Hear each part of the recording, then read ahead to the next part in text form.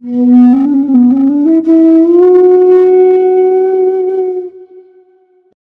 mostly I get messages on Instagram, Facebook, and YouTube from our followers, from the viewers, asking me to help them make decisions.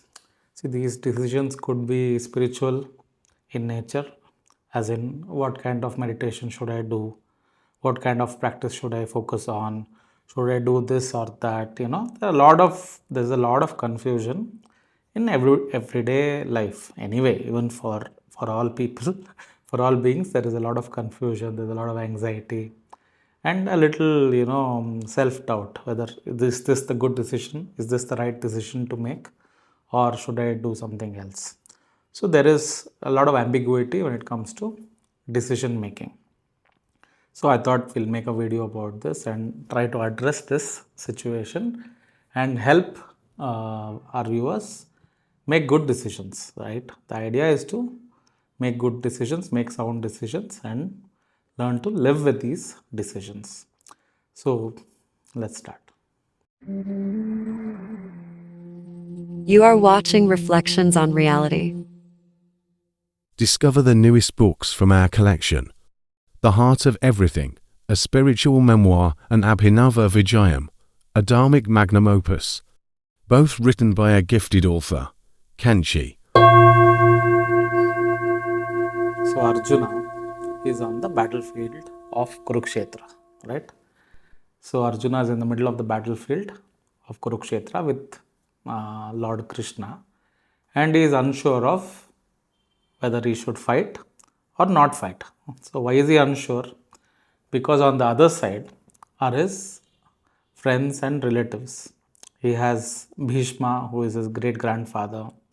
He has Dronacharya, who is his acharya, who has taught him everything he knows about archery and the martial arts and all that.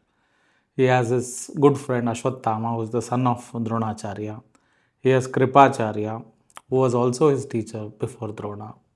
Right, and he has his cousins Duryodhana, Dushasana, and all these people, plus his brother who is Karna.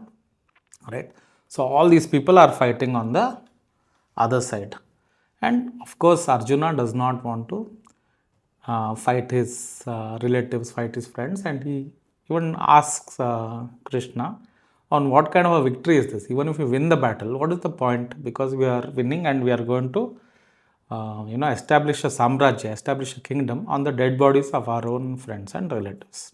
So this is his predicament. He does not want to fight, but he is already on the battlefield. He is already, all these discussions have been going on for many months, right? If not years. So a large war was impending for many years, even from their childhood. So finally, what had happened? Krishna, as an emissary from the Pandavas, had gone to Duryodhana and Dhritarashtra and asked for 5 villages. Just he had asked for 5 villages. So even if you give us 5 villages, one for each Pandava, we will desist. We will not fight any war. We will mind our own business, collect tax from those villages, and live a life of dignity. But Duryodhana, who is the main nemesis of Yudhishthira and Arjuna, he does not want to give even a like a 1 square foot of land also. So he says that also. He tells Krishna that I will not give any land because I cannot take the fact that these Pandavas are living on this earth with alongside us. He can't even stand the fact that they are alive, let alone give them any kingdom or even a village. So this is going on. So the point is, they have, for the sake of dignity, for the sake of their right, their right to rule. So they have come to, because there was no other hope, there was no other way out. They have ended up coming on the battlefield of Kurukshetra. Now, is this a right thing to do for Arjuna, to desist, to stop fighting and run away from the battlefield? Right. So this is only the whole, Bhagavad Gita.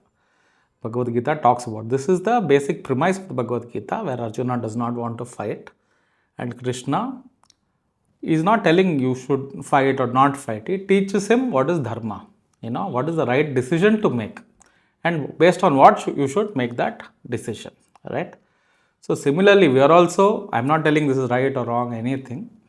I'm saying Similarly, just like Arjuna, we are also constantly in every single day, we are in the middle of a battlefield. I mean, our own lives is Kurukshetra, and we are constantly in conflict, right? We are in conflict with our bosses, with our subordinates, with our colleagues, with our friends, with our relatives, with our spouses, with our children.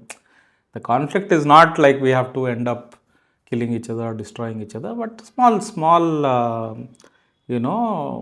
miscommunications or some misalignment of desires. I want something, but my wife wants something else. So these things are very, very common daily, right? But how do you make these decisions? How do you make the right decision? Just like Arjuna finally ended up making the right decision, he fought the war, because if he did not fight that war, the Pandavas, his brothers, would have surely lost the war, and they would have all paid for it with their lives. Because from childhood, Duryodhana and his friends, his group, have been trying to assassinate, trying to kill the Pandava brothers. So, especially in a war environment, they were not going to let Arjuna go, let his brothers go. They even killed the children of the Pandavas, Abhimanyu, and the 5 children of Draupadi. Right? When such was the case, the right decision finally from Arjuna's side was to fight that battle for the sake of Dharma, for the sake of dignity, for the sake of his brothers, and for the sake of kingdom, and win that war. Right? So this was finally, history tells us that this was the right decision for him to have made. Did he enjoy the riches? Did he enjoy the wealth after that? That is a different story. See, Arjuna himself had a lot of regrets even after winning the war. He was not completely happy with winning the war. He always felt somewhere deep down that maybe if there was a way out of it, because he very deeply loved Dronacharya and Bhishma and all these great stalwarts. So this was there. Similarly, anyway. So his choices were to fight and kill his enemies, or give up fighting and lose the war. That was death and humiliation at the hands of his enemies. He chose war, he chose to fight, and he won the war. Whether if he lost the war, that's a different story. Similarly, we every single day we also have choices to make. We have to fight. I'm not telling we have to get into confrontations daily. We have to fight our own inner battles. We have fear, we have self doubt, we have anxiety, and we have confusion. These are the 4 enemies of any decision. The reason we don't make decisions, or we are afraid to take decisions, is because of fear. That we have that fear. What if this decision is wrong? I make some decision and it is wrong. I make a choice. Like I'm going to choose this life over that life, right? Something as simple as a job change. I will take this job over the other job. This is a well-paying job, but it's much more difficult, or I need to relocate from my hometown or whatever. Even a small thing like this, it might appear small, but these are all these can be life-changing decisions.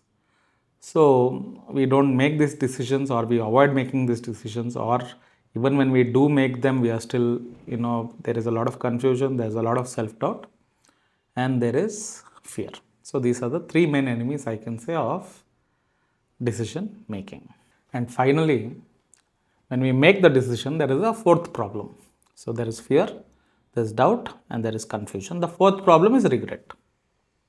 Right? Not always, but a lot of the times when we make a decision, we feel maybe I should have made that decision. We have all heard our parents, our grandparents, or some elderly relatives or friends, speak like this. If I wish in 1960 I would have bought this property. I wish I married that woman. I wish I, proposed to this woman. I wish I, became pilot. I was planning to become a pilot, but I didn't pursue that. Now see where I am. So these kind of regrets are there, and every human being will have some regret, whether they accept it or not.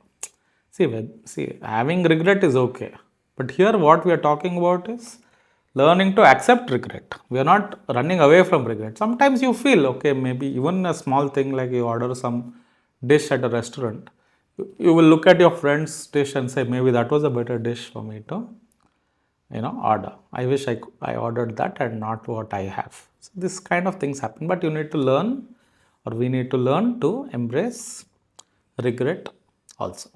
So coming back to the Mahabharata, I spoke about Krishna being sent as an emissary to the court of Dhritarashtra. So when Krishna goes to the court of Dhritarashtra, he wants to see, he's a good friend with everybody. He is not just friends with Arjuna. He is, you can say, best friends with Arjuna, but he's also on good terms with everybody. Dhritarashtra respects him. Bhishma almost worships him. So a lot of people have a lot of respect for Krishna and his words. So he goes as an emissary to the court of Dhritarashtra to speak a few words and to somehow make truce and bring peace to these warring brothers, these warring clans of Kauravas and Pandavas. So when he meets Duryodhana, he tries to, this is called hitopadesha. Means upadesha is like advice. Hitopadesha is good advice, or advice for your own well-being. So he gives this hitopadesha to Duryodhana and he says, Duryodhana, you are doing wrong. The brothers are not even asking for half your kingdom or full kingdom or anything, which they own, it is their right, it is Yudhishthira's right to rule as per the law, as per Dharma. But you are not only giving them then you are not only giving them their right to the throne, but they are asking for half a kingdom. You are not ready to give half a kingdom. They are asking for a small portion, like they had Indraprastha. Even Indraprastha was snatched away from. Indraprastha is a modern day New Delhi. New Delhi was the kingdom of the Pandavas. Even that was snatched away by Shakuni and all that through gambling. By Duryodhana and Shakuni through, even in gambling they cheated. So Krishna knows all these things. So he asks Duryodhana that why are you doing all these things? Just they are now, right now they have come, they are negotiating so badly. They just want 5 villages. You just give them 5 villages and they will be happy. They will go away. They will make you, you are the emperor. They will work under you as Samanta Rajas, as your tributaries. They will rule these 5 villages and they will be your support. So why are you antagonizing them and why are you fighting with them?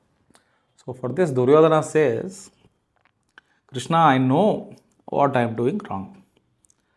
Duryodhana says, Krishna, I know I am doing wrong. I know this is not the path of Dharma. But he says, there is a Devata in my heart which tells me to do these things, and I listen to this Devata. Right? He says, there is a Devata in my heart who tells me to do these things, and this is why I am doing this. So it is not out of free will. I am doing because this Devata is telling me to do these things. Right? So now when Duryodhana says this, what can Krishna say? He understands what he is trying to do. So Duryodhana knows he is doing wrong. He is not claiming that he is doing the right thing. He knows he is doing wrong. He is being hateful from childhood. He has tried to kill Bhima even in the childhood. He tried to kill the brothers with Kunti, in Lakshagraha before only, in the house of camphor. They make a house out of camphor, wax or something like that, and they wanted to kill, I think, house of camphor and wax or something, and Duryodhana wanted to kill them then and there, many years ago. Even though there was no enmity from their side, from the Pandava side. So now Krishna knows all these things. He hears him out, and he goes to Karna. Next he goes to Karna and he says, Karna, I will give you the kingdom. I will give you the whole, the kingdom that the Kurus rule. That is the whole of Bharata and other territories also. He says, you become the emperor. The Pandavas, Yudhishthira and all are your brothers, which Karna already knows by then. He says, they are all your brothers. They will rule under you. They will not rule. They will work for you. Right? He says that. So, but Karna says, even if you give me the 3 words, I will not accept this offer, because I am loyal only to Duryodhana. So see his his motivation or his intention is only loyalty. So he is motivated by loyalty. You can't say that he doesn't have enmity. His enmity is caused by his loyalty to Duryodhana. Because Duryodhana hates the Pandavas, he also hates the Pandavas.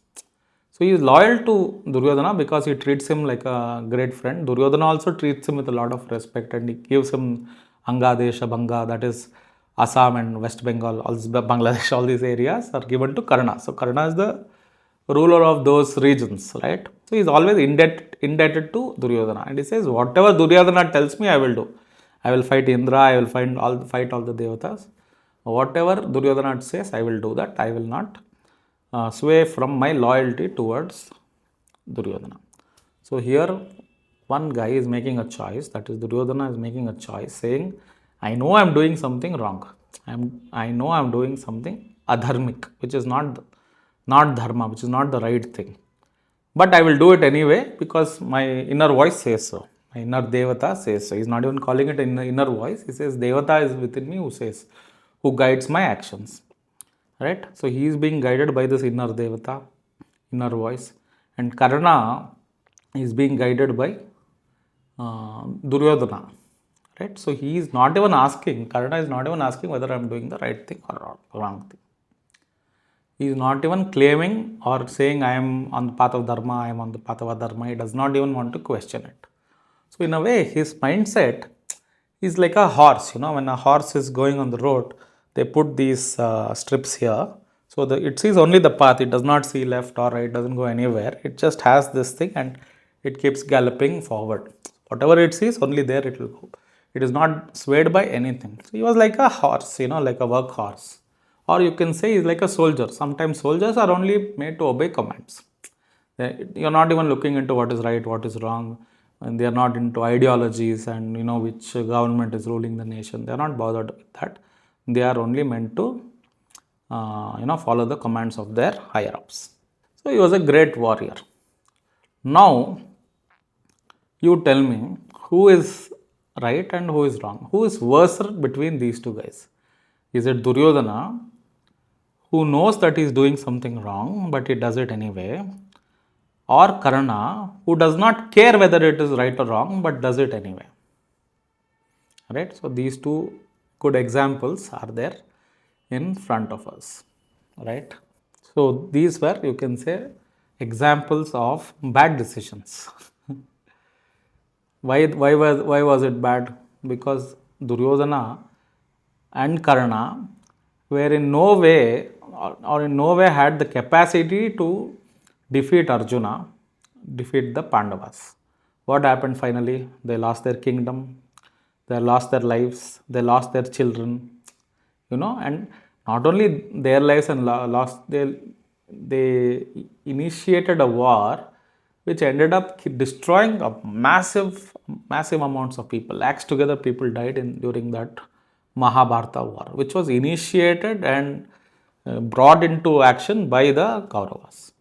Now, of course, in retrospect, when you look at it later on, we'll say it was a bad decision. They should not have taken up this war. They should have just listened to the words of the Hitopadesha of Krishna and accepted the giving the 5 villages, and then they could have ruled, right? For a few more years at least, they could have till the end of their lives.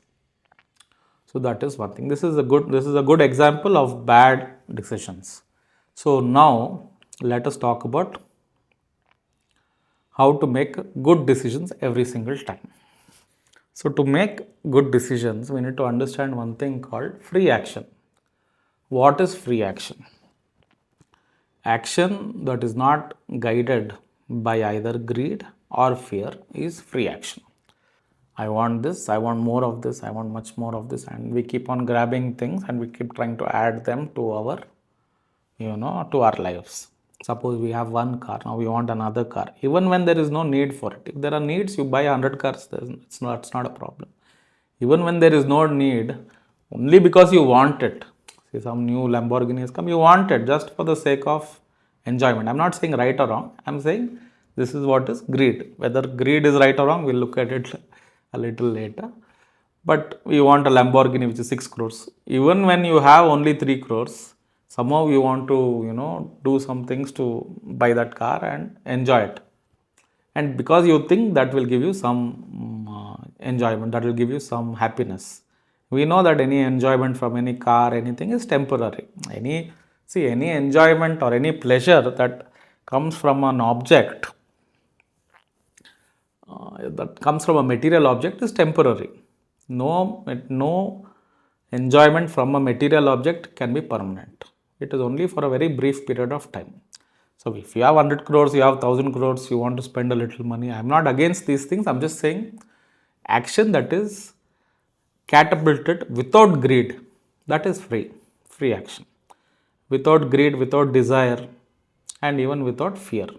See, we take some actions out of fear, right? Fear is irrational fear. Like at night, sometimes we get scared. We watch a horror film and we get scared, and we switch on the light and we go to sleep. We have all done this. We've all been guilty of doing this sometime, even maybe in our childhood, maybe when we watch some horror film or something. So you watch a horror film, you come home in the night, you get scared, then you look under the bed once to make sure there are no demons under your bed. We've all done these things. So this is at a very basic level. It's a funny, you can say a funny thing. But imagine if we are leading our lives based on this. Just like how we switch on the light in the night and go to sleep. There are people who make decisions like this out of irrational fear. We take number of decisions based on fear like this, right? Like how we switch on the light and go to sleep, like the ghost or the demons are scared of light and they don't appear. This is our imagination, right? Similarly, we take decisions which we think, okay, this will guard us from this harm, even though they can be completely irrational. So action that is based on greed, fear, or in Samskrita what is called raga dvesha. Raga is desire, raga is desire with moha, means a deep desire, and dvesha is hatred. We take some action out of hatred. I want to trouble this person, let me trouble this person, or let me avoid this person because I hate him.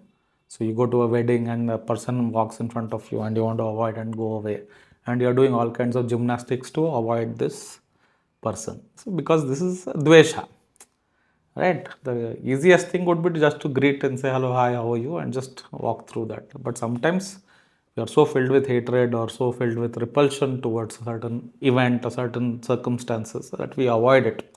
Some people don't like going to the doctors. They don't want to go to the hospital. They don't want to do any medical testing because they're afraid if I do some test, something will be there, so I will not go at all.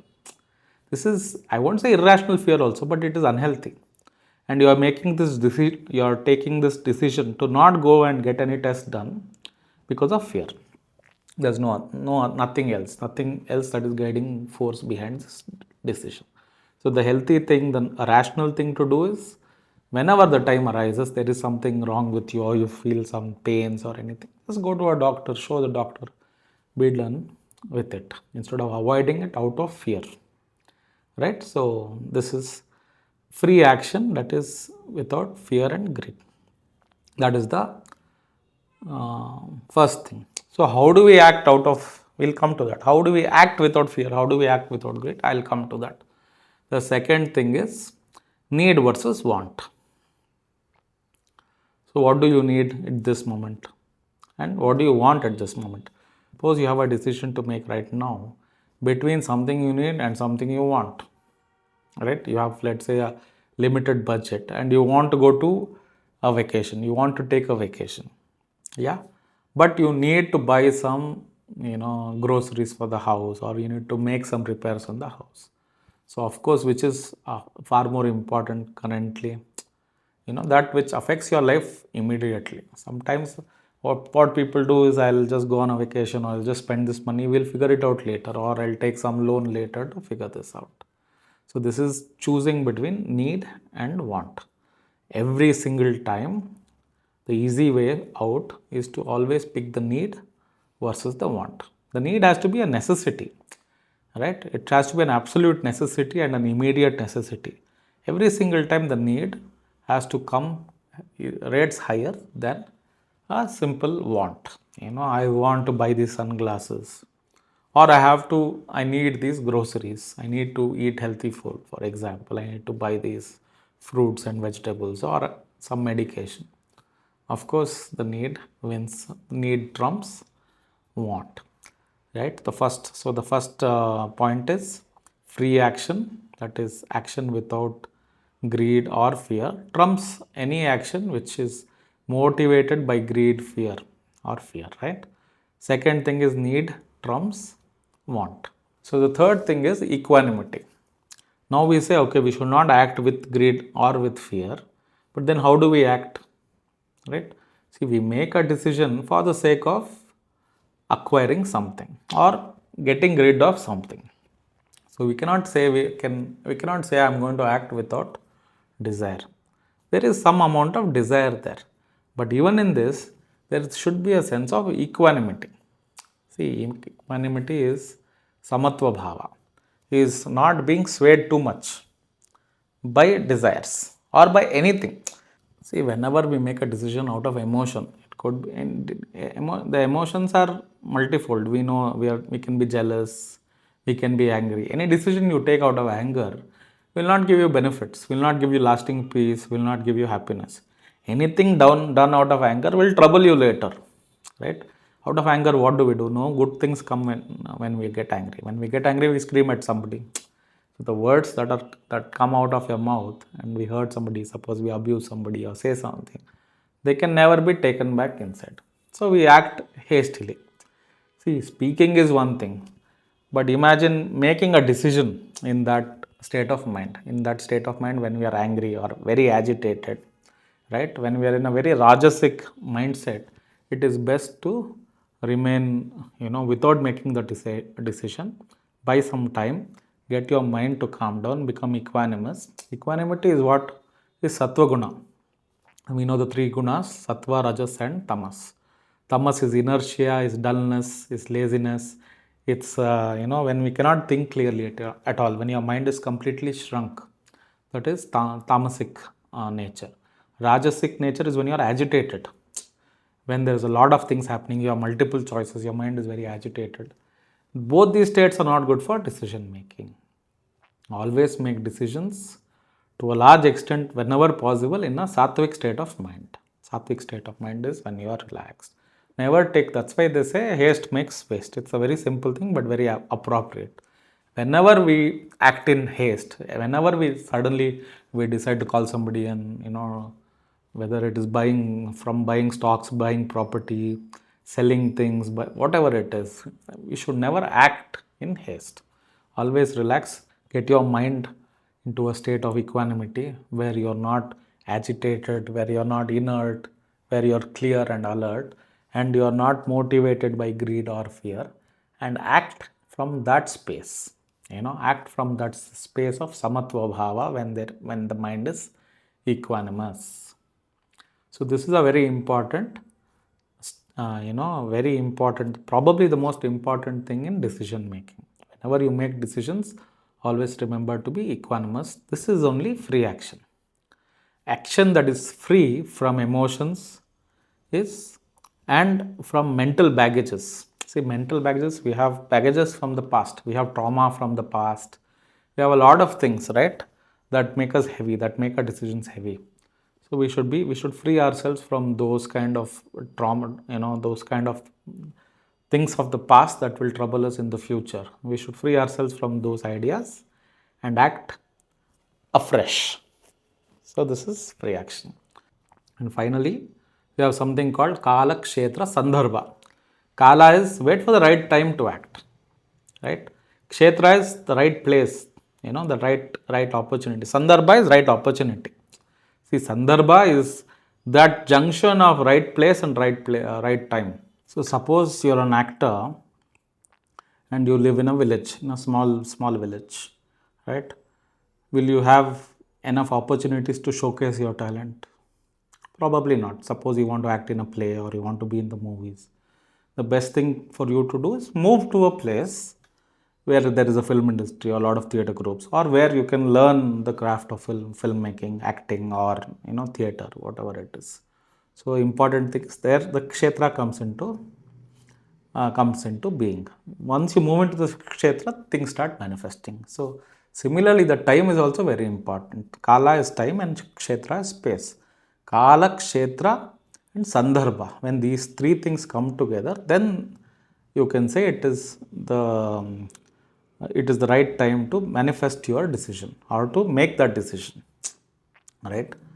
So for me also, many years ago, I was having a dilemma. So basically, I was living in Mumbai, and I was not, I was struggling to make a living, and I was not getting any work and all of that.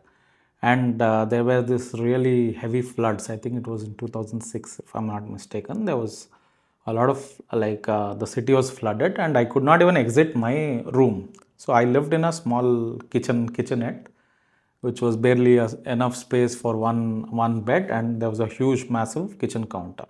And this kitchen counter, I didn't have space for anything, but my kitchen counter was full of books. I still love reading books, so there were a lot of books. So for 3 days I could not even exit the apartment. It was pouring heavily, and I could not even exit the apartment. I was stuck in my kitchenette, in my kitchen. And for 3 days, I just sat. There was a small balcony attached to the kitchen where I opened the door, and there was maybe a foot or 2 feet of space there. I put my chair, and for 3 days, I sat there just reading books. I was reading a lot of spiritual books and all that. And I was deeply fascinated that those 3 days I must have finished 7 or 8 books, right? And then I got a chance to come back to Bangalore. And these books were of a particular author, particular guru, and I was very much fascinated by this person, and I wanted to, meet him or be a part of this. And as soon as I came back to Bangalore, I got the opportunity. On one side, I was for probably a year or 2 years, I was struggling financially. I didn't have any money whatsoever because I was just meditating or sitting in my room. I was doing retreats and all that. And this had somehow the shock of, I can't say this shock of the spiritual world, it shook me. So I could not really concentrate on the work outside. I could not take up any projects and all of these things. And constantly I would be meditating or I would be reading, and I was always lost in my own world. For a brief period, for 1 year at least, I was completely incapable of doing any like proper physical activity, going and getting a job. I lost all motivation. That is the right thing to say. So it was like, you can say, the onset of vairagya. To some extent you can say that, because I lost all motivation to work. What is the point of going and getting a job, or what is the point of finding some work? And I didn't none of it made any sense to me. It suddenly started seeming to be meaningless. In this situation, when I went to Bangalore, I was in bad condition financially. See, why I'm saying this is, I had to make a decision then. So out of the blue, I got a very big project, extraordinarily massive project, which could, take care of me for 4 or 5 years or 3 4 years at least, right? And at the same time, I got an opportunity to do a retreat, to do a spiritual retreat. And back then, my ideas were all about, I wanted to become like a, hermit. I was not interested in the worldly existence at all. So I wanted to live in an ashram and just do meditation. And my ideas were always like that, just go to the Himalayas and all that. So I had to make that decision, either earn these, so either do this project, which would help me financially for 4 or 5 years, or just attend a retreat. And to even attend the retreat, I had to spend money, because no retreats in India, not all retreats in India are free. So, accommodation and food, these cost money, which I understand. But so I had to make that decision, right? So I took the retreat, I went to the retreat, and probably one of the best decisions I made in my life. It changed my life. It was very clear even back then for me, is whether I had to take the spiritual path or the material path. So this was very simple. Either earn this money and I would be set, and then I would be more embedded into this, into taking more projects like this, because once you get a taste of blood, right? Similarly, once I got a taste of that retreat, I enjoyed it so much thoroughly. It's not even about Spirituality is not just, okay, I got some spiritual experience or anything like that. It was just meeting like-minded people, being in that environment where we are talking about the Vedas, about rishis or some enlightenment. Just these ideas fascinated me. It was not even about the guru or the ashram or anything. It was just this life fascinated me. And, and so I made the decision. It was very clear, the spiritual path or the material path, right? But a few years later, one Swamiji came and he offered me, like he wanted to initiate me into sannyasa, and he offered me sannyasa. He said, "Why don't you take up diksha?" And he also, in a way, offered me some ashrama somewhere, and he said, "You can head this ashram and all that," which was my dream for many years. That time, when I was 20s, I used to think this is amazing. I'll wear. I'm fascinated by ochre, saffron clothes and all that. So I thought this will be a great idea. Let me wear ochre robes and I'll be somewhere. But at that point, when this teacher, when the spiritual guru, he asked me, take up sannyasa. Without thinking, I said no, nothing. I will not take up sannyasa, because this maybe 4 or 5 years had passed during this time. From the retreat to this question of sannyasa came up. 4 or 5 years had gone by, and I had matured. I had changed as a person. I understood, what I needed to do. It was not about changing these clothes, wearing saffron, changing my name, calling myself some Ananda. And I realized for myself, I'm not saying other people should also follow these things. For myself, I realized this is not the path for me. Right? Because I felt the real sannyasa is internal. Real sannyasa is not giving up these clothes and wearing robes and going and staying in a big ashram. I felt that was a bigger trap for me than this material existence, right? So, what I'm saying is person changes. Kala, Kshetra, Sandarbha. So when when that opportunity came for sannyasa, if it had come 4 years ago or 5 years before that time, I might have said yes. But because it came 4 or 5 years later, I had matured enough to realize that this was not the right decision for me.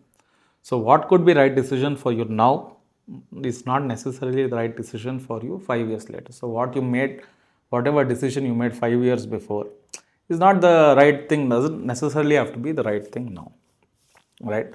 This is what I tell my friends or some people who talk to me about relationships also. See, we are constantly changing.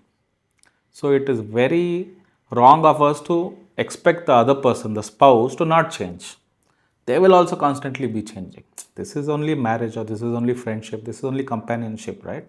If there is love and there is trust, you embrace that change within yourself and within the other person. I like this person, I don't like the person you have become. When we start, this is why the conflicts happen. 4 or 5 years later, a lot of relationships turn sour, because not just because they both have changed. It is natural. See, change is the only thing permanent. We are bound to change. The problem happens not because they both have changed. The problem happens because they cannot embrace that change, because they cannot accept that change within themselves also and within that other person. See, somebody scolds you. You are let's say you're in your office environment. Somebody comes up to you and abuses you. Now, what do we naturally do when someone scolds us? Immediately we get angry, and as soon as we get angry, what do? We will start maybe giving them, we will start talking back to them. We will say, no, do you know who I am? How can you how can you talk this way to me? Or we'll probably do something worse. So this is a reactionary action. It is not action. It is a reaction. Action should be always pure. See, everything you do in life should always be action, should never be a reaction. If you are reacting to a negative person or a negative incident or a negative trigger, then you will always be bound. The way to freedom is not to be reactionary, but to be a man of action, to be a person of individual of action. Anger can arise in you, no problem. You don't have to respond at that time, right? Just because anger comes at you, you don't have to spit it out on the other person. So you could get angry, you could get afraid. Whatever arises in you, watch it for a brief moment, watch it for some time. Then when the Kala Kshetra Sandarbha, when the Sandarbha is right, you act upon it. So there is a story, again today we are talking a lot about Krishna and Mahabharata and all that. So there is a story in the Mahabharata about Jarasandha. See, Jarasandha is the father-in-law of Kamsa, who was the maternal uncle of Krishna. So Krishna kills Kamsa, Jarasandha gets wild. So reactionary, right? He says, now who is this child, who is this kid who has killed my son-in-law? So I have to destroy him and everything that belongs to him.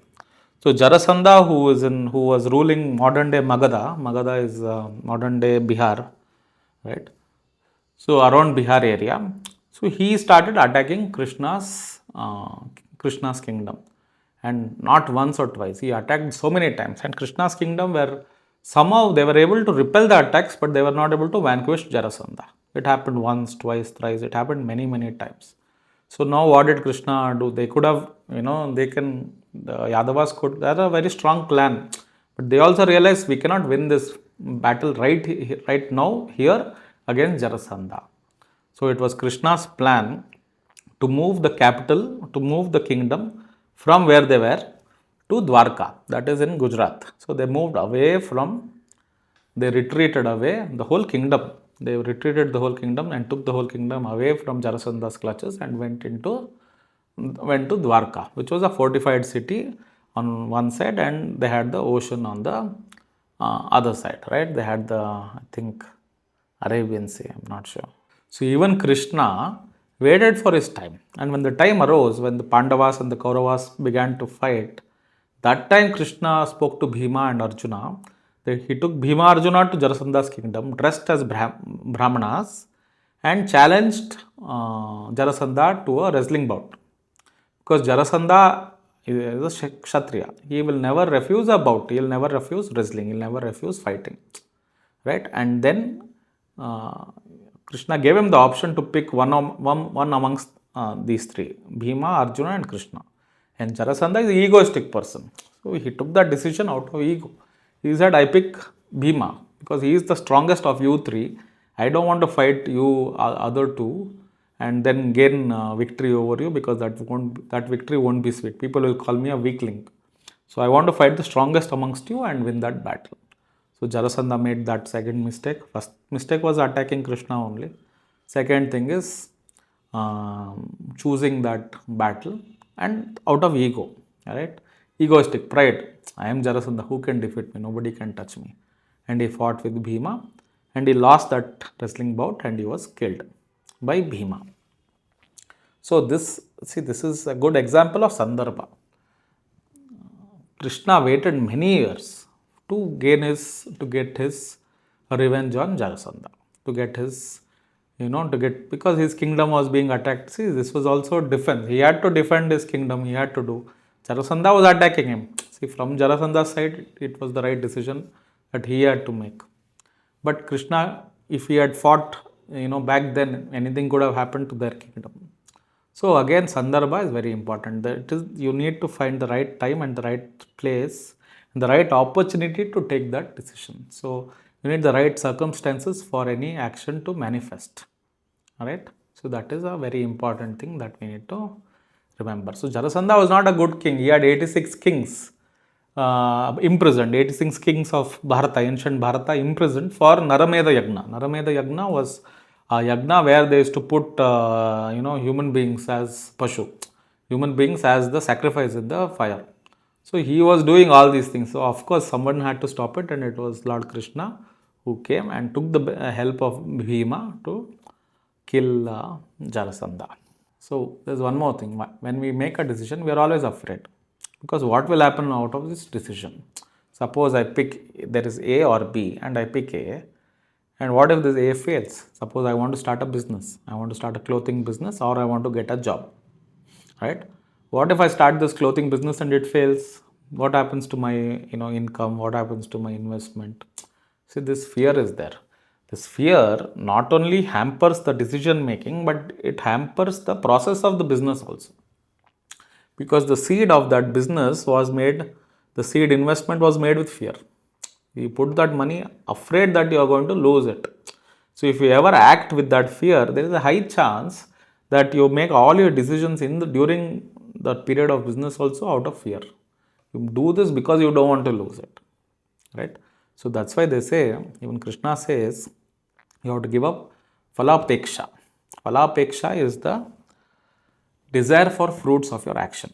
See, we have every right to act freely. We have every right to act with firmness. We have every right to act accordance to our will, right?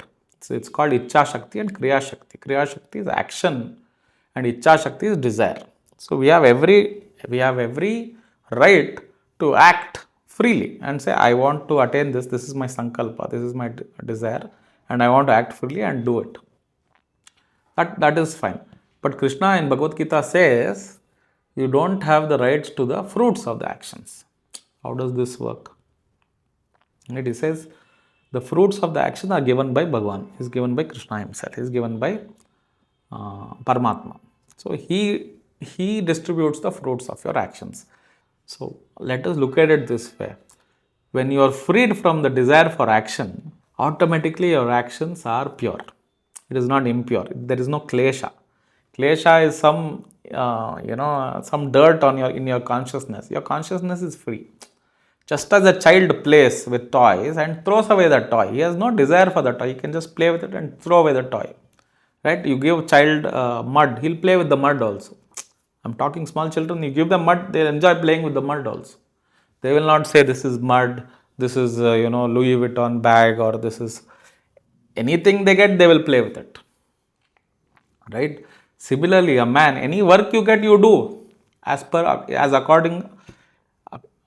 in accordance to the your destiny. Whatever appears before you, you act naturally. Right? Suppose you get this opportunity for a business. You do that naturally to the best of your ability. If it's meant to succeed, it will succeed. You do it to, I'm not telling, don't do it to the best of your ability. Do it to the best of your ability. But having fear is only an impediment to success. Right? But giving your best is not an impediment. You can only give your best when you don't have greed and fear. As long as you have greed and fear, you cannot act freely. Your actions are always filled with klesha, filled with your consciousness is defiled with greed and fear. With raga, dvesha also, your consciousness is defiled.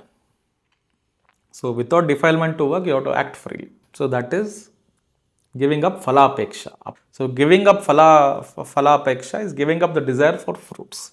There is a very famous thing. They say when you go to Kashi, you have to give phala peksha and kaya peksha. Kaya peksha is attachment to the body. Right? You have to give up attachment to the body, and phala peksha is desire, giving up desire to the fruits of your actions. But what people think, because in Kannada and Telugu and I think also Tamil, phala is fruits, right? Phal is even in Hindi, it is fruit. And kai is like bende kai, badne kai, these are all vegetables. So what nowadays people do is when they go to Varanasi, they somehow end up giving up a fruit, or they end up giving up a vegetable that they like to eat. And they think this is phala peksha, and giving up phala peksha and giving up kaya peksha. So I would say if you're ever planning to go to Varanasi or anywhere, you want to give up something, give up desire for the fruits of action, giving up also give up attachment to the body. Don't give up a vegetable and apple and okra and all these things. These have no. I won't say there are no benefits, but this is not what is meant when they say give up phala peksha and kaya peksha. And only with free action, see, only when you act freely, we can say that we are on the path of dharma. See, what is dharma? Dharayati iti dharma. Dharayati iti dharma is that which upholds is dharma. That which protects is dharma. That which maintains order is dharma. Today, what maintains order? The constitution of our country maintains order. Social things maintains order. Basic social etiquettes. So when we say we have to be dharmic, it is not to say that we have to be religious. It only means that we have to act in accordance to the natural laws of the universe. What are the natural laws of the universe? Harmony is the natural law of the universe. Right? There is a rhythm to harmony. So you have to, if you want to be protected, if you want to lead a life of equanimity, if you want to lead a life of happiness, joy, peace, You have to maintain harmony within yourself, first within yourself, and then with the world around you. Right? Without having this harmony or peace within yourself, you cannot spread peace anywhere else. If you are in conflict with yourself, be very sure that you will create conflict with the world around you also. So dharma, first thing is, what is dharmic action? Dharmic action comes from dharmic thought. What is dharmic thought? Dharmic thought, dharmic living, dharmic action, dharmic speech is being in harmony. Dharma is that which protects all. So when I say dharma is right action, right speech, and right thought, what is right thought? Right? I am good, the others are bad. These people are good, this is bad. This is not right thought. Samatva bhava. Right? Only these are my people, these are other people. I hate these people, I love these people. This kind of separation, see, if there are divisions in consciousness, you cannot say you're dharmic. Forget dharmic. You cannot say you're a spiritual seeker also. To be a spiritual seeker, first thing is there should be no divisions in consciousness. And I'm not talking divisions only in terms of sects, or religion or any of those things, or race or my people, other people. No. I'm talking about even divisions between seer, seen, and the act of seeing. There should be no divisions whatsoever in consciousness. Whatever you see, right? This is the secret of samatva bhava. This is the secret of equanimity. Whatever you see it as Shiva. Whatever you call, whether you call him Shiva, Vishnu, Skanda, Ganesha, whatever, Brahman, Parabrahma, whatever it is, see that same self in all beings, right? So that is samatva bhava. You don't look at this person and say, I love this, I hate this. You don't look at this incident or this action and say, this is good, this is bad. Everything you see as Shiva. See, this is Shiva, Shiva, Shiva, Ishvara. Everything is Ishvara. Any decision you take also, you think this is Shiva. Or you say, this is God's will, this is Shiva's, this is Ishvara's will, right? And you do that action. We'll see what happens afterwards. What will happen?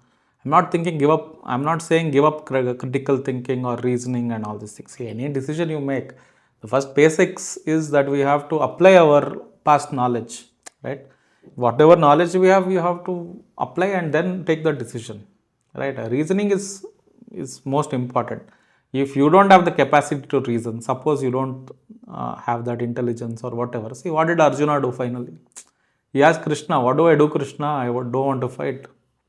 Right? So there was another person, that is Lord Krishna himself, telling him. So there are people, there are mentors in your life also. It could be your own father, it could be your friend. See, there are people who are leading good lives, who can give you good advice. Take their advice. Take the advice of your parents. People are sometimes, some of these children are thinking that we are more intelligent than our parents. We might be, but they have your well-being in mind. So that counts for a lot, right? They have your well-being in mind, so they will never misguide you, intentionally. They'll always love you. They always love you. So whatever they say, there will be some amount of good things can be there in that advice. So always take the advice of your loved ones, of near and dear ones. If you cannot take the decision yourself, right? But there comes times in our life when sometimes they say, when the Shastras also say it's okay to make wrong decisions. So when is it okay to make wrong decisions? In this regard, Krishna has told, there is a humorous take, but Krishna has told the 5 times you can lie. Right? So what does he say? In Uddhava Gita, I think he is spoken about 5 times you can lie. So let me tell what are these 5 things. First thing is 3. He says you can lie to a woman. But what does this mean? This does not mean that a woman is a inferior person or inferior gender and you can lie. He's saying, when he says 3, he's talking about your own wife. If your wife comes and tells you, am I the most beautiful woman in the world? What will you say? Right? You say, no, you're not the most beautiful person in the world. You are bound for trouble. Right?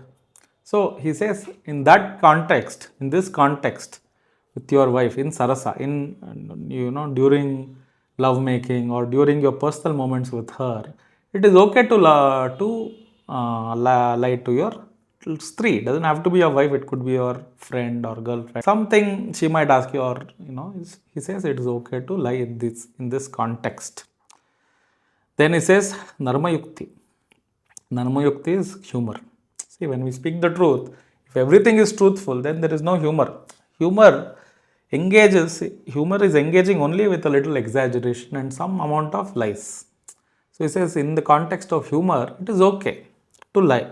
If it is going to be it's a funny take on something, it's okay to exaggerate a little bit or to lie. So he says, first is three and second is Narmayukti. Third, he says, is Vivaha Kala. So even if you go to villages in India, even now they say, tell 1,000 lies to get one couple married. Because they say it's so difficult to get two couples married. There might be multitude of problems, small problems, right, between the husband and wife. But before the marriage, the wife might be so afraid of marriage that she might say no to many things. Or the husband might be so afraid of or so anxious about things that he might, even for the smallest thing, he might say no to this marriage. So they say, even if you tell no, you can say when you tell the bride, no, husband is very handsome, is very strong, is very skillful, right, is a great singer, things like this. So it's all in lighter vein, right, all these things, Narmayukti and also Vivaha Kala, and also the Stri one in the beginning. We have Pranatyaya and Dhanapahara. Pranatyaya is when your life is in danger. Suppose somebody comes, for example, I'll give you there's a story from the Puranas where a sage called Kaushika, it is not Kaushika of Vishwamitra Kaushika, there's another sage called Kaushika. He had taken a vow of not ever lying in his life, right? But then when he died, he was taken to Yamaloka and he was given a darshan of the Narka. Narka is like the hell, right? So that time he is amazed because he has never done a wrong thing. As far as he knows, he has never done a wrong thing. He has never lied. Then why did he go to Narka? That time Yama Dharmaraya, who is the bestower of justice after death, he tells this sage that when you are meditating, he says a group of hunters came to you and asked which way the deer went. So there's a deer that is running away in the forest and he is in deep meditation and he sees this deer moving in some direction. The sage sees the deer moving in some direction. When the hunters come and ask him, he shows where the deer went. And then the hunters went and killed that poor deer. Right? So in this regard, if that sage had refrained from telling the truth, if he had just said, I don't know, or he had continued to meditate, maybe the deer would have lived. Right? So in this context, telling the truth became a sin because that truth ended up killing somebody, an innocent deer. Dhana Pahara. We have Dhana Pahara. What is Dhana Pahara? Dhana Pahara is loss of wealth.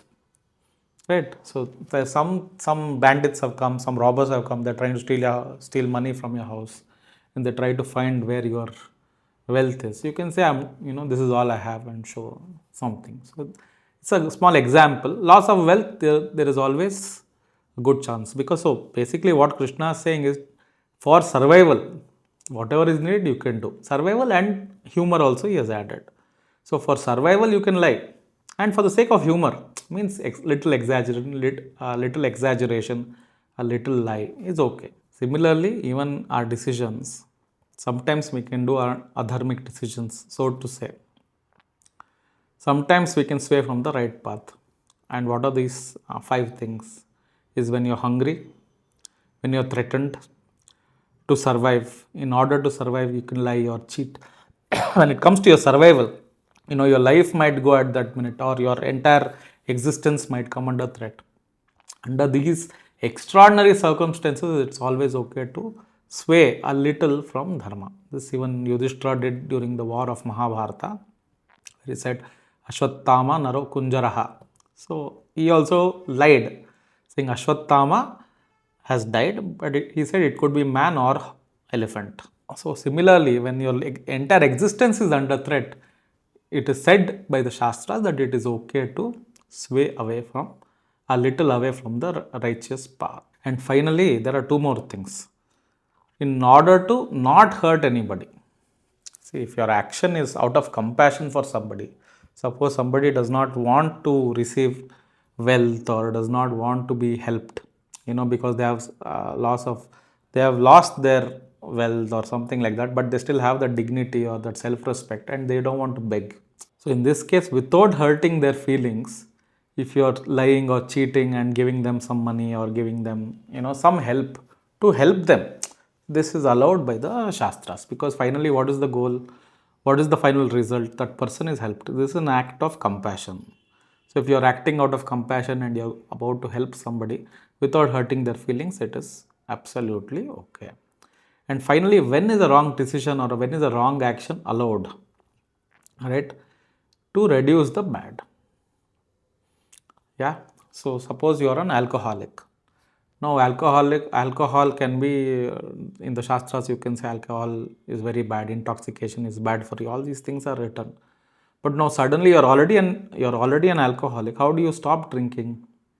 So in this case, alcohol is allowed. But how? By reducing. It is allowed. So suppose you're drinking a whole bottle. What we can do is reduce the amount of alcohol that we are drinking. See, this is wrong. You can say it is wrong. Intoxication is wrong. But by reducing, I'm talking only purely in terms of those alcoholics and the addiction. It's not just alcohol. It could be like drugs or cigarette smoking, or it could be gambling addictions. All these things. All these things are allowed only to help you reduce it. Right? Suppose you drink a whole bottle, start slowly reduce one peg a week, or so if you're drinking, let's say 10 pegs or 8 pegs, reduce one peg, 7 pegs, 6 pegs, 5 pegs, slowly reduce the thing. If you're smoking 20 cigarettes a day or 15 cigarettes a day, reduce one cigarette a week or one cigarette every 4 days or something like that. So even this is allowed. So cigarette smoking is allowed, intoxication is allowed, even gambling is allowed. Any of these addictions are allowed because you cannot cut them off. You will have withdrawal symptoms. So wrong action is allowed or wrong decision making is allowed in order to finally gain the good. What is the good? Complete, abstaining from alcohol, abstaining from gambling, abstaining from these kind of addictions. So if that is the final goal, then reduction is allowed, right? So now I want to ask you an uncomfortable question. Now we know about dharmic action. Now we know about free action, right? And we know what is right action, right thought, right speech, and all these things. Suppose now you're on a boat and you're stuck in a bad storm, and you can only save one person. So this is not a puzzle or anything like that. This is not a trick question. Suppose you are stuck in a storm and you are with your spouse. It could be your husband or your wife and your mother, right? And you can only save one person. Who would you save? It's a simple question. This is like the predicament of Arjuna. Should he fight on behalf of his brothers or move away from battle? Right?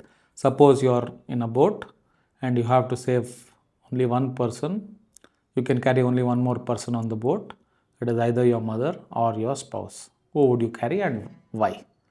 Please let me know in the comments. Finally, let's come to the regrets. Right? So we have made the decision. And we are wrong.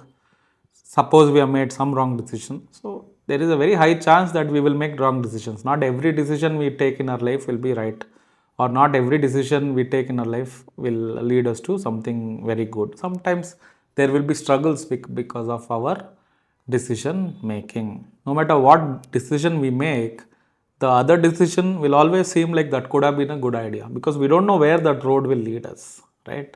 So we all make bad decisions. Even Lord Rama, see, imagine Purushottama Rama. If you know the story of Ramayana, he goes behind a golden deer.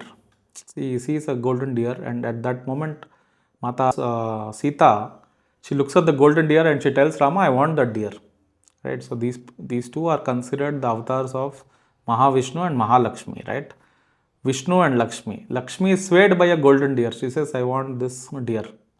Bring it to me, Rama, at any cost." And Rama, leaving Sita behind, which he never does suddenly runs behind the deer and goes hunting the deer. Knowing that it is golden deer, it does not seem to be, natural. It is Maya, right? And then Sita and Lakshmana, after a long time, they hear the scream of Rama. So Sita gets worried. She says, Rama must be in difficulty. Something has happened to him. Go and bring him. Make sure that he is safe. Lakshmana tells Sita that nothing can go wrong with Rama because who can hurt Rama? Nothing has happened, don't worry. But she insists and she scolds, actually, in fact, scolds Lakshmana to go behind Rama and to bring him back. See, these are all the decisions they took in a. See, Sita took the decision out of fear that Rama is hurt. Knowing, even though reasonably she knows that nobody in the three worlds can hurt Rama, in that moment, she made a wrong decision saying, no, Lakshmana, go away. And Rama had told Lakshmana, Sri Rama had told Lakshmana not to move away from that hut. He had told him, don't move away from here when he left. But he disobeys his brother's orders. Lakshmana disobeys his brother's orders, runs because of his sister-in-law, because of Sita's words, he runs away to find Rama. So three people made wrong decisions in one act. That is, Rama went behind the deer, Sita got afraid for Rama and sent Lakshmana away, and Lakshmana disobeyed his brother and went away. And we all know what happened to Sita after this. She was kidnapped. Whole Ramayana happened only after this. She was kidnapped by Ravana, and Rama had to suffer for many years, and finally they had a huge war and he had to defeat Ravana, bring back Sita. They could never live a happy life and all these things. They suffered a lot because of this one moment and this one thing. So moral of the story is, first there are two things. First thing is, if Lord Rama can make mistakes, you and me can also make mistakes. It is to err is to be human, right? So we will make errors, we will make mistakes, it is okay. But in the case of Rama, what happened? Can you imagine the story of Rama if Sita was never kidnapped? Right? Today we worship Rama, all these things, because of all these stories that are there. Would we have even heard of Rama if there was no, would there have been Ramayana only? Would Valmiki have written a story? Would he have written all this if that never happened? So it is Devakarya. So it is ordained by the divine. You can say it is God's will that it had to happen this way. And today we have, we study the Ramayana and so much to learn from Rama's life, from Sita's life, from Ramayana and all these things. So similarly, even when we make mistakes, we are bound to make mistakes. Not every decision we take is going to be perfect. We are bound to make mistakes. It is okay. What can we do? Right? We have to accept, and we have to accept the regret also. Even if you regret, it is okay. Suppose we say, oh, this happened, I should not have done it. It's fine. Accept that mistake. Why should we fight that? We don't have to say, no, I was right or anything. We don't have to be right. We have to give up that idea that we have to be right at all times. It is absolutely okay to make mistakes. But we have to accept that we have made a mistake. It is fine and learn from it. Right? So we will never learn if we never fail. See, all our failures teach us. It is a step towards wisdom. So I would say, embrace your mistakes. Everything is God's will. We have to believe, see, finally what is there? Whatever happens in the world is God's will. Because with our tiny brains, we are not running this universe, right? There are so many factors in play right here. So before we make any decision, we have very little that is under our control and so much that is not under our control. So it is absolutely fine. If you are on the spiritual path or any path, it does not matter. Always act with a pure heart. Always act clearly and know that whatever has to happen will happen as per God's will. This is what Ramana Maharshi spoke. This is a famous quote by Ramana Maharshi. He says, whatever is destined not to happen will not happen. Try as you may. Whatever is destined to happen will happen. Do what you may to prevent it. This is certain. The best course, therefore, is to remain silent. So knowing this, act freely, without fear and greed, giving up attachment to the body and to the fruits of our actions. May you act in accordance to Dharma and attain peace and equanimity. If you like this video, hit the like button and subscribe. And thanks for watching. We'd love to hear your thoughts in the comments below.